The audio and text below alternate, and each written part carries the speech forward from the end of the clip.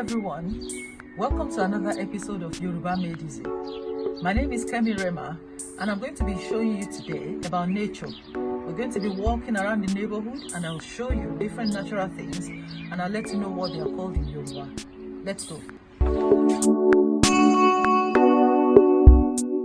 Flower. Flower in Yoruba is called ododo. Ododo. If you're going to say beautiful flower, you will say ododo to lewa. Ewa means beauty. So if you're going to refer to a flower as being beautiful, you will say ododo to lewa. A flower that is beautiful. Ododo to lewa. Beautiful flower. As we were saying, this is lake. It is lake, L-A-K-E in English.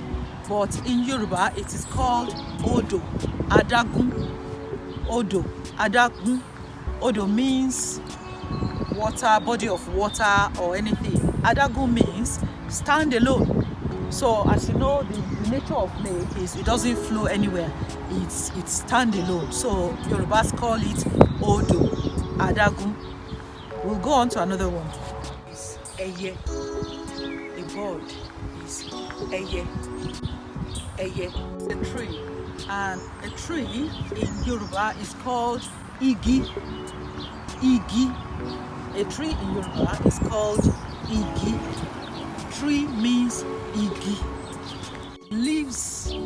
Leaves in Yoruba is called Ewe. Ewe. Leaves is Ewe. Any kind of leaf is called Ewe. It's a generic term for leaves. Ewe. Pebbles or stones is called Okuta. If you want to qualify it, you can say Okuta were. That means small pebbles or small stones. Okuta. Ducks. Ducks in Yoruba is called Pepeye. Pepeye. P-E-P-E-Y-E. But it's called Pepeye, not Pepeye. It's called Pepeye. Duck. Pepeye.